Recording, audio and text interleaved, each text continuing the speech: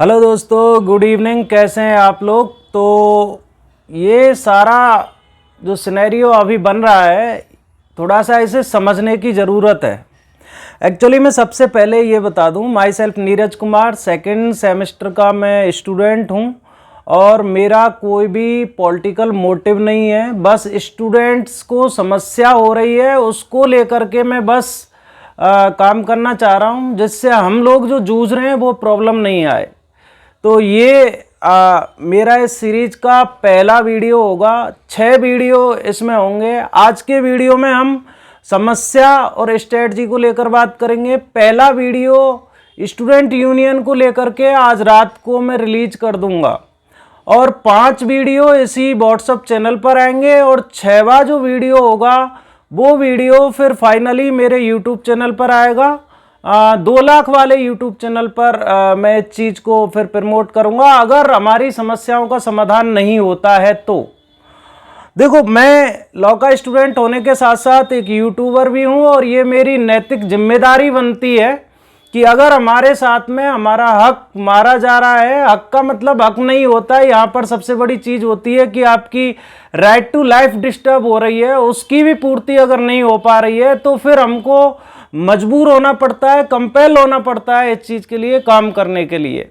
तो सारी बातों को ये मैंने आपको बता दिया। मेन चीज़, प्लीज़ आपसे रिक्वेस्ट है कि वीडियो को एंड तक देखें। 7-8 मिनट का वीडियो रहेगा। नेक्स्ट वीडियो जो होगा वो 2-3 मिनट में ही खत्म हो जाएगा। आप इससे पूरी स्ट्रेटजी समझ लेंगे। मैं 1 सप्ताह के अंदर इस सारी प्रॉब्लम्स को ख़त्म चाहता हूँ। That's it. तो सबसे पहले मैं बता दूं कि इधर उधर की बात करने से बेहतर है कि पॉइंट टू पॉइंट बात की जाए। देखो, दुनिया का सबसे बेकार से बेकार अगर शिक्षा का कोई मंदिर होता है, वो स्कूल हो, यूनिवर्सिटी हो, कॉलेज हो, उसमें कुछ चीज़ों की सख्त ज़रूरत होती है और वो होनी चाहिए, राइट टू लाइफ के लिए बहुत ज़रूरी होती है। उनमें नंबर 1 होती है कि वहाँ पर जो क्लासरूम हो उसका वातावरण कम से कम ऐसा होना चाहिए कि स्टूडेंट वहाँ बैठकर पढ़ सके, शांति से पढ़ सके। अब देखो, हम आपको LC1 का डेटा बता रहे हैं। LC1 का डेटा ये है कि यहाँ पर रूम नंबर 5, 6, 7 इसके हर रूम में एक एक फैन खराब है। 7 में तो कंडीशन ये है कि पूरी रॉ की रॉ एक खराब है। रूम नंबर 8, 9 और 10 ऐसे हैं जहां पर गर्मी में पढ़ा ही नहीं जा सकता। वो रूम टीन सेट के बने हुए हैं और उनमें क्लास अलॉट कर दी गई है, खासकर सेकंड सेमेस्टर वालों की। अब देखो, इस ग्रुप में बहुत सारे भाई हमारे सीनियर्स हैं जो सेकेंड ईयर और थर्ड ईयर में हैं। उनको ये दर्द महसूस नहीं होगा क्योंकि हमारी classes 8 number, 9 number, 10 number room में अलॉट की गई है। वहां पर क्लासेज लेना टीचर भी नहीं चाहते, स्टूडेंट भी पढ़ना नहीं चाहते। एक्चुअली में गर्मी होती है, बहुत प्रॉब्लम होती है। इस समस्या को हम लोग झेल रहे हैं। ठीक है, तो सबसे पहली जो मांग होगी वो होगी कि कम से कम पंखे सही करवाए जाएं। 5 नंबर, 6 नंबर, 7 नंबर क्लासरूम के, 8 नंबर, 9 नंबर क्लासरूम में और 10 नंबर में क्लास नहीं लगवाई जाए। उनकी जगह पर या तो आप उमंग भवन में रूम अलॉट करिए या आप और कोई सेटलमेंट जैसे बना सकते हैं वो करिए। तो ये हमारी पहली मांग है। अब आपका पॉइंट ये होगा कि ये मांग पूरी करेगा कौन, तो उसकी हम एंड में बात करेंगे। पहले जो समस्याएं उनको समझ लेते हैं। पॉइंट नंबर 1 क्लियर हुआ। नंबर 2 पॉइंट लाइब्रेरी को लेकर है। देखो, जब हम लास्ट ईयर हमारा जब यहाँ एडमिशन हुआ फर्स्ट सेमेस्टर में, तो इलेक्शन होने वाले थे। इलेक्शन वालों की यही मांग थी उस टाइम पर। इन्हीं मांगों को लेकर इलेक्शन लड़ा गया था और इनमें से एक भी पूरी नहीं हुई। इवन उनमें से और कटौती हो गई। जैसे लाइब्रेरी पहले सही चलती थी, थोड़ा टाइम टेबल था, अभी लाइब्रेरी का टाइम पूरा डिस्टर्ब कर दिया गया है। सैटरडे संडे को लाइब्रेरी होती नहीं है। और हद की बात तो ये देखिए कि जो सेंट्रल लाइब्रेरी है, उन्होंने लॉ वालों के लिए स्पेशली नोटिस निकाल करके ये कह दिया है कि इसमें लॉ के स्टूडेंट अलाउ नहीं होंगे। देखो, कितनी विडंबना की बात है, दुख की बात है कि देश के लिए जो लोग और लोगों के लिए प्रोटेक्ट करने को, लड़ने के लिए जा रहे हैं, हमारे लिए सेंट्रल लाइब्रेरी में बैठने तक की जगह हमको प्रोवाइड नहीं करवाई जा रही है। इवन हमसे उस हक को छीन लिया गया है। और ऊपर से हमारी जो लाइब्रेरी है वो हमें सैटरडे संडे को तो खुलती नहीं है, ऊपर से सुबह 9-10 बजे खुलेंगी और शाम को 5:30, 6-7 बजे तक तो बंद हो जाती हैं। अब ऐसी स्थिति में कम से कम मेरी डिमांड ये है कि कम से कम हमारी लाइब्रेरी 8 दिन खुलनी चाहिए और सुबह 8 बजे से शाम को 10 बजे तक कम से कम लाइब्रेरी खुलनी चाहिए। एज इन लॉ स्टूडेंट इस चीज की सख्त डिमांड है। देखो बाहर भी बच्चे पढ़ते हैं, बाहर लाइब्रेरीज में एडमिशन लेके, लेकिन वहां पर लॉ की बुक्स अवेलेबल नहीं हो पाती हैं। तो प्लीज इस बात को संज्ञान में लिया जाए कि लाइब्रेरी पर विशेष फोकस किया जाए। तो ये सेकंड मांग रही। थर्ड नंबर की मांग है हमारी पानी की समस्या। पानी की समस्या ऐसा नहीं है कि ओल्ड बिल्डिंग में ही है। देखो आपको डेटा बता देता हूं मैं, उमंग भवन प्लस ओल्ड बिल्डिंग में टोटल 12 फ्रीज टंकी लगी हुई हैं, जिनको ऐसे मान लो आप फ्रीज ना होकर के फ्रीज हैं, वो काम ही नहीं करती हैं। उमंग भवन में हर फ्लोर पर 2 लगी हुई हैं, फिर वो आप अपने हिसाब से देख लीजिएगा। 12 हैं टोटल, 12 की 12 डुल हैं, नुल हैं, कोई काम की नहीं है। अब आप एक बात लगाइए, ठंडा पानी तो मिल ही नहीं रहा, कोई बात नहीं है। दूसरा ऊपर से जो पानी वहां पर प्रोवाइड करवाया जा रहा है वो पानी है जिसे दिल्ली में लैट्रिन में यूज किया जाता है, टट्टी धोने के काम में यूज लिया जाता है, सबसे घटिया वाला पानी है। तो उस पानी से बीमारी होना लाजमी है। यूनिवर्सिटी में इस चीज को कोई नोटिस नहीं कर रहा। फैकल्टी ऑफ लॉ में कम से कम 50 से 100 स्टूडेंट इस टाइम पर बीमारी से जूझ रहे हैं, इसको नोटिस नहीं किया जा रहा। ये एक बहुत बड़ा ब्लंडर हो रहा है। तो आप देखो नॉर्मल दिल्ली में जो लोग पानी का यूज वैसे ही करते हैं, लेटरिन, वॉशरूम और सफाई, उसके लिए उस पानी को फैकल्टी ऑफ लॉ का स्टूडेंट पी रहा है। इवन आप ये देखिए कि ठंडे पानी के लिए हमको आर्ट फैकल्टी में या सेंट्रल लाइब्रेरी में जाना पड़ता है। इतने दुख की बात है, कई बार आर्ट फैकल्टी में एंट्री करने से रोक दिया जाता है। लॉ फैकल्टी के स्टूडेंट्स के साथ में ये हो रहा है, बहुत ही दुख की बात है। तो ये पानी की समस्या सॉल्व सबसे पहले होनी चाहिए।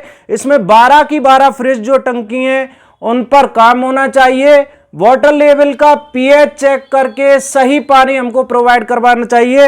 ये थर्ड नंबर की हमारी समस्या रही। नेक्स्ट जो समस्या है वो बात करते हैं केस लॉ की। देखो केस लॉ को लेकर के कल ग्रुप पर इधर उधर बहुत बहसबाजी हुई, उसके बाद में मैंने ये निष्कर्ष निकाला कि केस लॉ प्रोवाइड करवाए ही जाएं। रीजन ये है कि कोरोना से पहले केस लॉज दिए जाते थे, कुछ पैसे लिए जाते थे, तो वो पैसे जब लेते थे वो पैसे बच्चों से आप अब ले लीजिए और बच्चों को केस लॉ प्रोवाइड करवाइए। यहां पर आने वाला मैक्सिमम बच्चा मीडियम क्लास का है, गरीब तबके से बिलोंग करता है, उसके लिए 400-500 रुपए का केस लॉ बहुत मायने रखता है। और अगर हम कॉपी लेते हैं तो उसमें वो फीलिंग भी नहीं आती जो ओरिजिनल वाले में आती है। कुछ लोगों का जैसे एक तर्क था कि सर कि भैया सॉफ्ट कॉपी पीडीएफ दे दी जाए, क्योंकि अभी पीडीएफ का टाइम चल रहा है। शिवम भाई ने कहा था एनवायरनमेंट को लेकर के, वो सारी चीज ठीक है, लेकिन ये सब कुछ कोरोना के लिए किया गया था और उसी को फिर कंटिन्यू पर पार्टी को चलाया जा रहा है। इवन अब मैं सिर्फ यहां पर इस बात को ये करके एंड करूंगा इस वाले पॉइंट को कि आप सबके लिए केस लॉ मत दीजिए, कम से कम जिनके लिए गवर्नमेंट पॉलिसी से मिल सकता है उनको दीजिए, ईडब्ल्यूएस वालों को दीजिए, SC, ST, OBC, physical handicap और गर्ल्स, इनके लिए कम से कम इनके लिए केस लॉज प्रोवाइड करवाए जाने चाहिए। चौथी बात ये रही। तो ये 4 बातें हैं, मैं इससे ज्यादा कुछ ऐसा नहीं, कोई समस्या नहीं है, ये कोई इतनी बड़ी मिस्टेक भी नहीं है जिनको सुधारा नहीं जा सके। वीडियो बहुत लंबी हो जाएगी। अब मैं इस सवाल पर आता हूं कि इनको कौन पूरा करेगा, कैसे करेगा। देखो मेरी स्ट्रेटजी बिल्कुल क्लियर कट है, बिल्कुल क्लियर कट साफ है। मैं बहुत ही साधारण स्टूडेंट हूं, मुझे कोई चीजों से मतलब नहीं होता, मैं कोई नेता नहीं हूं, मगर ये मजबूरी हो गई इसलिए मुझे सामने आना पड़ा। अब एक बात यहाँ पर यह भी है कि इतने साधारण भी नहीं है लॉ कर रहे हैं तो कि ऐसे ही कोई बजाए और निकल जाए। तो इसमें मैंने मेरी स्ट्रेटजी को 5 स्टेप में डिवाइड किया है। जिसमें नंबर 1 जो इन सारी समस्याओं को दूर करने की जिम्मेदारी बनती है, फर्स्ट ड्यूटी है, वो बनती है हमारी स्टूडेंट यूनियन की। स्टूडेंट यूनियन की ये जिम्मेदारी है। इलेक्शन उन्होंने इसी के नाम पर लड़ा था। इसको लेकर के मैं पहला वीडियो आज रात में रिलीज कर दूंगा, और ये सारी चीजें कैसे कैसे स्टूडेंट यूनियन को काम करना चाहिए, हालांकि मुझे ये नहीं बताना चाहिए, फिर भी मैं एक बार एक वीडियो अलग से 2-3 मिनट का बना के डालूंगा। सेकंड नंबर पर अगर स्टूडेंट यूनियन इसे पूरा नहीं करेगा तो मेरी प्रायोरिटी में रहेगा सेकंड ड्यूटी उन लोगों की होगी जो अपकमिंग इलेक्शन में भावी नेता बनने वाले हैं। उसमें सभी गैर दल संगठन आते हैं, जैसे एबीवीपी, एनएसयूआई, एसएफआई, यहाँ पर टीम संघर्ष काम करता है, और कोई इंडिपेंडेंट कैंडिडेट जो आने वाले इलेक्शन में चुनाव लड़ने की सोच रहा है, ये उस सब की ड्यूटी बनती है अगर स्टूडेंट यूनियन इसको काम नहीं करता है। और अगर आप दोनों पार्टी यानी फर्स्ट वाला और सेकंड वाला भी अगर नहीं करेगा तो थर्ड नंबर पर हमारी सामान्य स्टूडेंट की ड्यूटी बनती है। हम कॉलेज प्रशासन से और कंप्लीट फैकल्टी ऑफ लॉ के प्रशासन से इस चीज की डिमांड करेंगे, क्योंकि हमारी तरफ से दोनों ही लोग, ऊपर के फर्स्ट वाले यानी स्टूडेंट यूनियन, सेकंड प्रायोरिटी वाले जो अभी दल हैं जो आगे चुनाव लड़ने वाले हैं, उनकी ड्यूटी बनती है कि वो स्टूडेंट्स की ओर से लीडरशिप करें और जाके प्रशासन से आप जाके बात करिए या कहीं और करिए या सेल्फ से लगवाइए, आप इन समस्याओं को सॉल्व करिए। और अगर आप इन तीनों समस्याओं को आप दोनों पार्टी सॉल्व नहीं करती हैं तो तीसरी बार हम डिमांड करेंगे, और अगर फिर भी हमारी समस्या नहीं होती है तो चौथे नंबर पर दिल्ली यूनिवर्सिटी वाइस चांसलर साहब से जाकर के हम लोग मिलेंगे, और मैं इसके ऊपर कंटिन्यू फिर यहाँ से मेरे यूट्यूब पर एक्टिवेट हो जाऊंगा। अगर वहाँ भी हमारे लिए कोई एक्शन नहीं लिया गया और हम ऐसे ही रहे तो फिर मुझे सोशल मीडिया का सहारा लेना पड़ेगा और दिल्ली हाई कोर्ट का सहारा लेना पड़ेगा। तो 5वें नंबर पर हम दिल्ली हाई कोर्ट आर्टिकल 19 को लेकर के, राइट टू लाइफ को लेकर के, सारी चीज़ों को 21 को लेकर के हम बात करेंगे और सोशल मीडिया का पूरा सहारा लेंगे, और फिर इस समस्या का सॉल्यूशन उम्मीद है हो ही जाएगा। इतना हमारा देश बेकार नहीं है और यूनिवर्सिटी भी इतनी बेकार नहीं है। शायद मैं चाहूंगा कि मुझे 5वें स्टेप तक पहुंचना ही ना पड़े, पहले ही आप लोग इस समस्या को सॉल्व कर देंगे।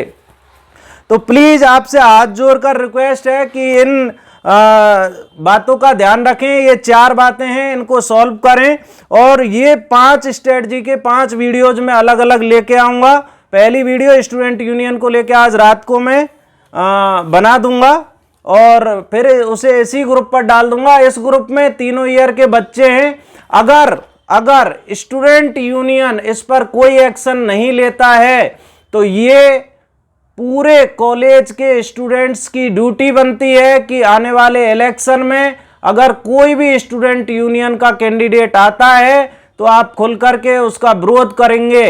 और सेकंड वाला, अगर ये बीबीपी, एनएसयूआई और ये एसएफआई और ये टीम संघर्ष और ये जो जितने लोग काम कर रहे हैं, अगर आगे जाके ये लोग भी इस पर कोई एक्शन नहीं लेते हैं तो ये स्टूडेंट्स की ड्यूटी है कि फिर उनको क्या डिसीजन करना है, आगे कैसे डिसीजन करना है। हम कुछ नहीं करेंगे, लेकिन हाँ ये मेरी गारंटी है, ये समस्या तो मैं सॉल्व करवा के रहूंगा। ये स्टूडेंट्स की समस्या है, मुझे राजनीति से लेना देना नहीं है। बस ये है कि ये जो चांस यहाँ पर हो रहे हैं वो आप लोगों की ड्यूटी बन रही है कि आप इसको करें, क्योंकि आप किसी भी कॉलेज में एक लीडरशिप का जो दायित्व होता है वो ये होता है कि कॉलेज के स्टूडेंट्स की नॉर्मल समस्याएं उनको दूर किया जाए, और आपको ये करनी चाहिए। तो ये पूरी हमारी कहानी हो गई आज की इस वीडियो में, सारा कुछ। अब बात ये, मैं तो देखो जब तक लड़ूंगा जब तक ये प्रॉब्लम सॉल्व नहीं हो जाएगी। बाकी सबके लिए मैं एक बार मौका देना चाहता हूं ना। मैं किसी से ये करूंगा कि मैं जाके किसी से मिलूं, स्टूडेंट यूनियन से मिलूं या किसी गैर राजनीतिक दल से जाके मिलूं, मेरा किसी से कोई रिलेशन नहीं है। मैं सीधे, अभी ये ग्रुप है, यहाँ पर सारे स्टूडेंट्स हैं, सारी चीजें आपके साथ आपके सामने हो रही हैं।